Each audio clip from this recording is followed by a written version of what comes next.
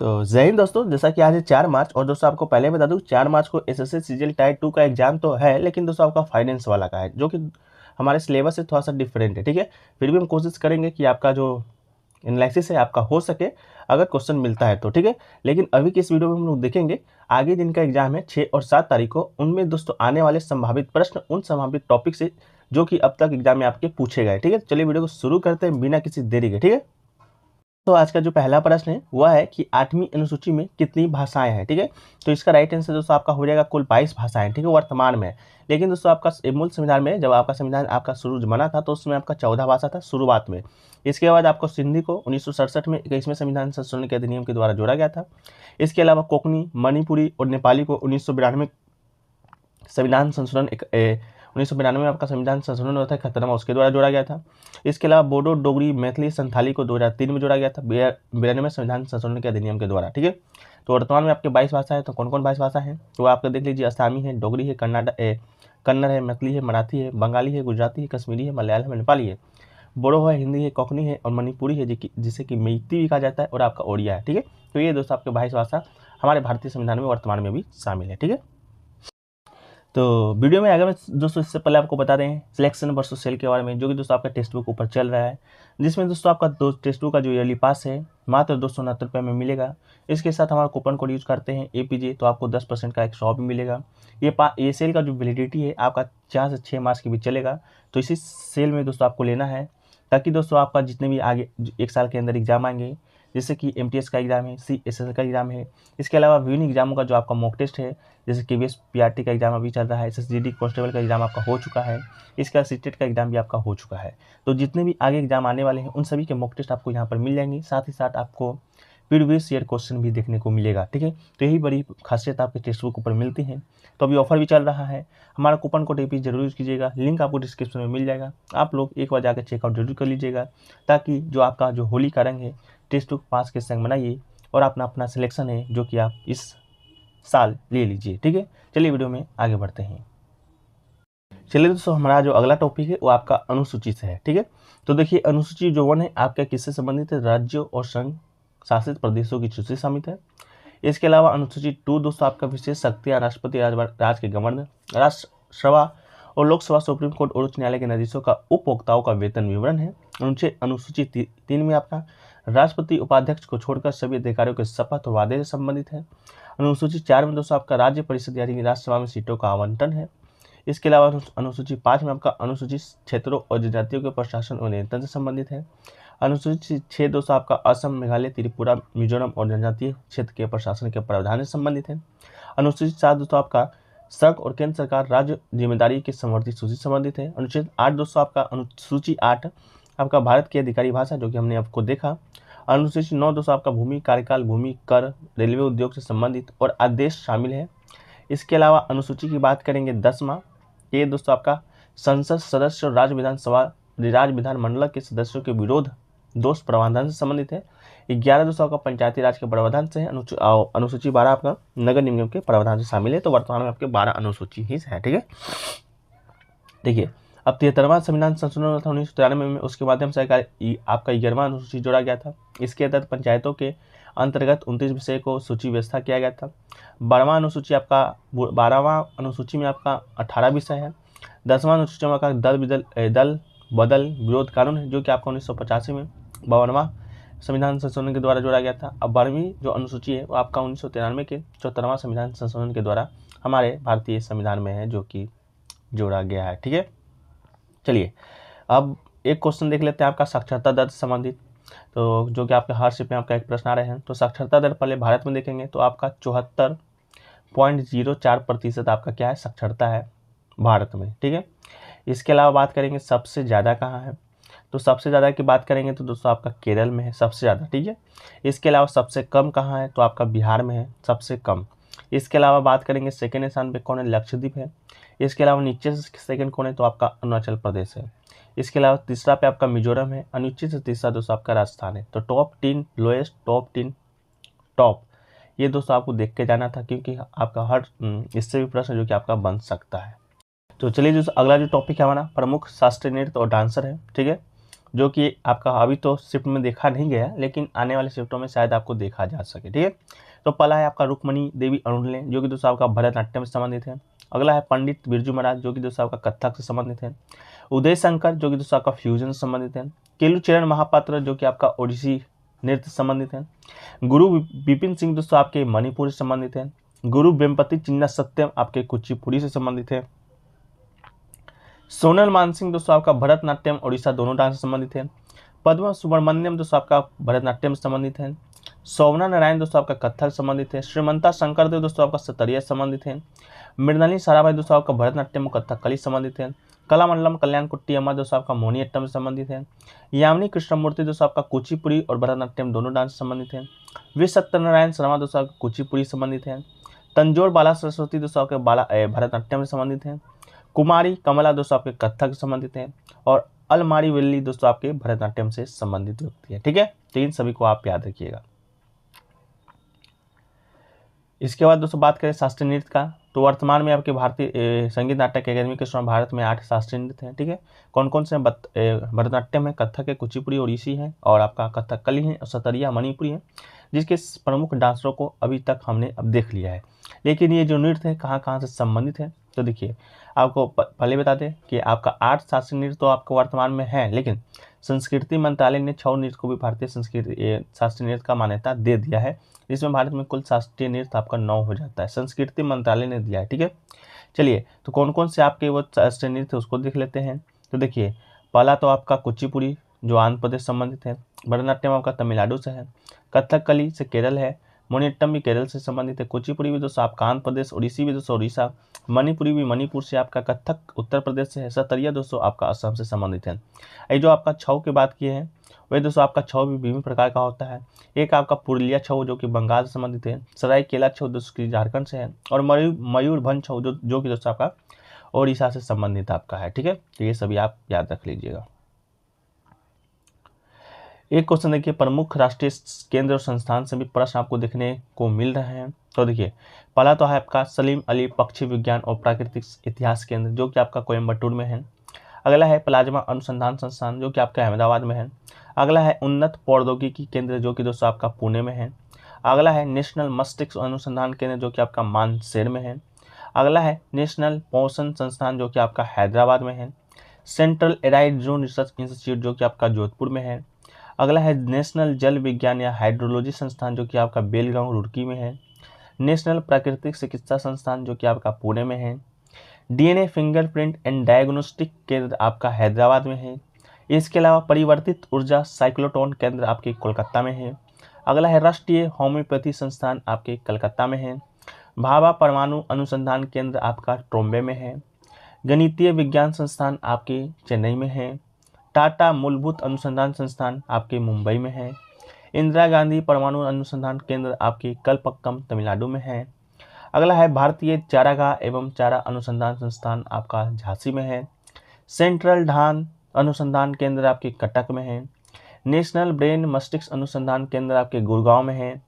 National Ayurveda संस्थान आपके जयपुर में है।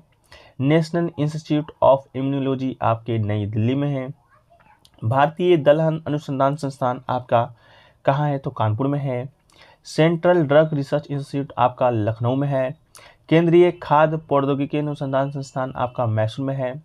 सेंट्रल कांच एवं वार्तिका या चीनी मिट्टी अनुसंधान संस्थान आपका कोलकाता में है। केंद्रीय कपास अनुसंधान संस्थान आपका नागपुर में है। केंद्रीय भारतीय भाषा संस्थान मैसूर में है। केंद्रीय चमड़ा अनुसंधान संस्थान IR चेन्नई में है। केंद्रीय भेड़ ऊन अनुसंधान संस्थान अविकानगर टोक राजस्थान में है। All India institute of speech and hearing आपके मैसूर में है। सेंट्रल कृषि अभियांत्रिक संस्थान भोपाल में है। सेंट्रल मत्स्य पालन शिक्षण संस्थान आपका मुंबई में है। ठीक है, तो ये दोस्तों और भी है जिसके अभी हम वीडियो में बता नहीं सकते हैं। इसको आपको PDF दे देंगे टेलीग्राम पे, लिंक डिस्क्रिप्शन में दिया गया है, तो वहाँ से जाकर आप लोग एक बार इसको पढ़ लीजिएगा पूरा। ठीक है, चलिए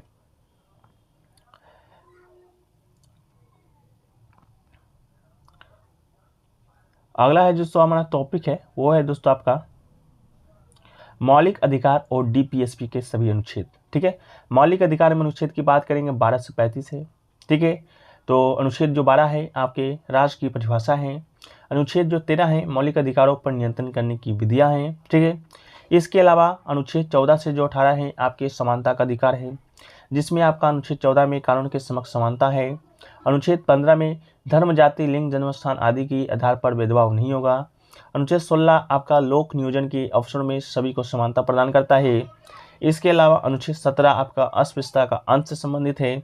अनुच्छेद 18 आपका उपाधियों के अंत से संबंधित अनुच्छेद है। इसके अलावा अनुच्छेद 19 से 22 की बात करेंगे तो अनुच्छेद 19 में आपका बोलने और अभिव्यक्ति की आज़ादी है।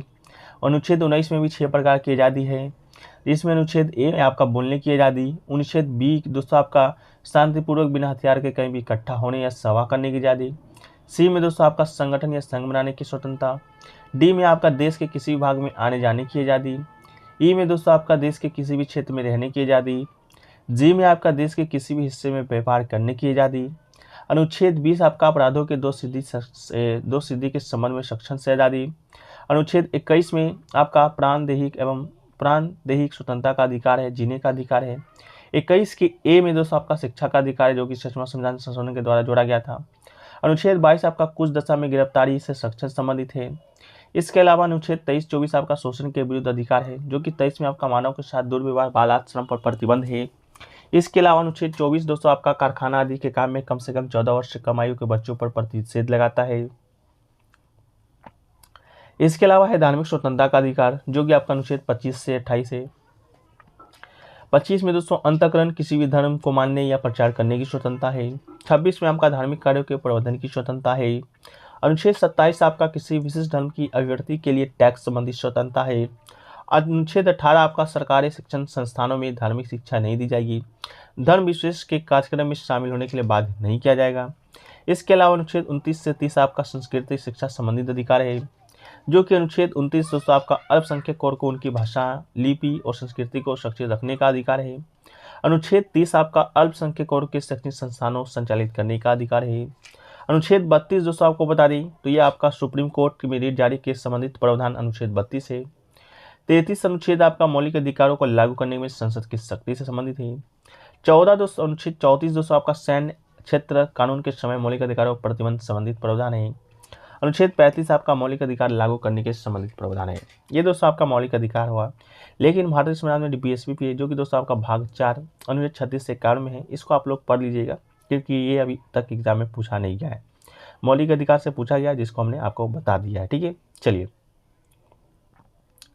अगला जो है टॉपिक है दोस्तों हमारा, वो है आपका प्रस्तावना में स्वतंत्रता, समता और बंधुत्व के आदर्श सिद्धांत। ठीक है, तो प्रस्तावना में जो स्वतंत्रता, समता जो बंधुत्व के आदर्श का जो सिद्धांत है वो आपका कहाँ से लिया गया है, तो आपका फ्रांस से लिया गया है। ठीक है, इसके अलावा मौलिक अधिकार की बात करेंगे दोस्तों तो ये आपका संयुक्त राज्य अमेरिका से लिया गया है।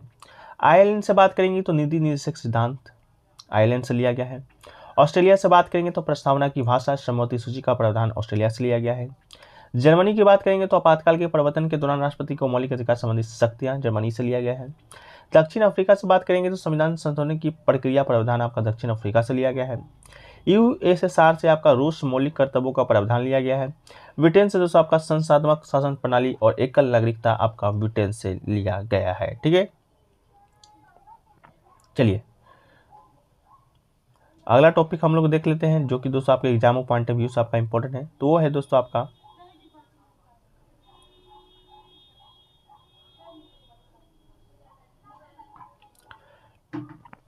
है दोस्तों आपका मुगल काल की प्रमुख पुस्तकें। देखिए, तुजुक ए बाबरी एक पुस्तक है जो कि आपका बाबर की आत्मकथा है, और वो पुस्तक आपके बाबर के द्वारा ही लिखा गया है।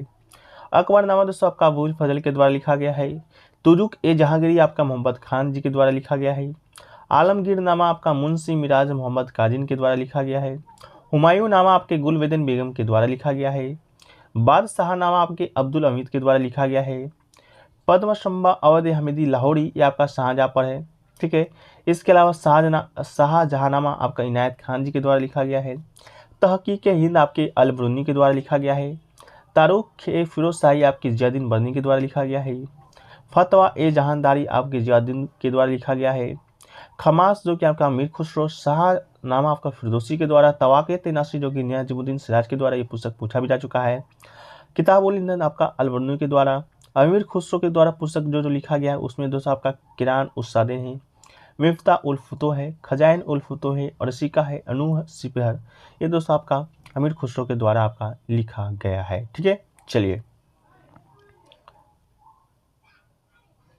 अब अगला दोस्तों हम लोग कुछ अनुच्छेद को देख लेते हैं जो कि आपके एग्जाम पॉइंट ऑफ व्यू से इंपॉर्टेंट है। पहला अनुच्छेद आपका 76 है जो कि भारत के महान्यायवादी वर्तमान में से संबंधित है। वर्तमान में जो आपके महान्यायवादी हैं या अटॉर्नी जनरल हैं वो आपके आर वेंकटरमणी जी हैं। इसके अलावा राष्ट्रपति सुप्रीम कोर्ट के न्यायाधीश नियुक्त होने के लिए अहर्ताएं किसी व्यक्ति को भारत का महान्यायवादी नियुक्ति कर सकता है। अनुच्छेद 148 आपके भारत के महालेखा नियंत्रक महालेखा परीक्षा से संबंधित है जिसे कि कैग भी कहते हैं। वर्तमान में गिरीश चंद्र मुर्मू आपके हैं। अगला है योजना आयोग की स्थापना की बात की जाएगी दोस्तों तो आपका 15 मार्च 1950 को किया गया था। संविधान के अनुच्छेद 39 के तहत किया गया था। फिर इसका जो विलय है आपका नीति आयोग में हो गया था। 13 अगस्त 1914 को आपका योजना आयोग का खात्मा हो गया था और 1 जनवरी 2015 को आपका नीति आयोग का स्थापना हुआ था। वर्तमान में इसके अध्यक्ष की बात करेंगे या चेयरपर्सन तो नरेंद्र मोदी इसके अध्यक्ष हैं। वाइस चेयरपर्सन की बात करेंगे तो सुमन बेरी हैं जो कि उपाध्यक्ष कहलाते हैं और सीईओ है कौन है तो वी.आर. सुब्रमण्यम आपके सीईओ हैं। इसके अलावा वित्त आयोग की बात करेंगे जो कि आपके एग्जाम में पूछा भी जा चुका है। उसका जो अनुच्छेद आपका 280 है। वित्त आयोग का जो स्थापना है आपका 22 नवंबर 1951 को किया गया था। राष्ट्रपति द्वारा प्रत्येक 5 वर्ष में की समाप्ति के आदेश को द्वारा वित्त आयोग का गठन करेगा जो कि राष्ट्रपति के द्वारा नियुक्त किए जाने वाला एक अध्यक्ष और 4 अन्य सदस्यों से मिलकर बनेगा। इसके अलावा वित्त आयोग के अध्यक्ष की बात करेंगे तो इनके सिंह हैं और सचिव आपके अरविंद मेहता जी हैं। इसके अलावा इलेक्शन कमीशन ऑफ इंडिया संबंधित आर्टिकल आपका आर्टिकल 324 है जो कि दोस्तों आपका स्थापना हुआ था 25 जनवरी 1950 को। राष्ट्रीय मतदाता दिवस भी आपको 25 जनवरी को मनाया जाता है। आयोग में वर्तमान में आपका एक मुख्य चुनाव आयुक्त है और 2 चुनाव आयुक्त हैं। पहला तो कौन है राजीव कुमार जो कि आपका मुख्य चुनाव आयुक्त हैं, chief election commission of India. इसके अलावा इलेक्शन कमीशन ऑफ इंडिया कौन है तो अनूप चंद्र पांडे हैं और अरुण गोयल हैं। इसके अलावा राष्ट्रीय अनुसूचित जाति आयोग की बात करेंगे तो अनुच्छेद 338 से संबंधित है। विजय सापला जी वर्तमान में आपके इसके चेयरपर्सन हैं। इसके अलावा अनुसूचित जनजाति से संबंधित आर्टिकल आपका अनुच्छेद 338 के हैं। 89वां संविधान संशोधन के द्वारा 1903 में जो हुआ था जिसमें राष्ट्रीय अनुसूचित जाति और जनजाति आयोग को 2 भागों में विभाजित कर दिया गया था। ठीक है, तो दोस्तों ये सभी क्वेश्चन आपके एग्जाम पॉइंट ऑफ व्यू से बहुत इंपॉर्टेंट थे जो कि हमने आपको बताने का प्रयास किया है। वीडियो पसंद आएगी वीडियो को लाइक कर दीजिएगा, चैनल पर नए हो चैनल को सब्सक्राइब कर दीजिएगा और नोटिफिकेशन बेल को ऑल पे क्लिक कर दीजिएगा चैनल को सब्सक्राइब करके। जय हिंद, जय भारत।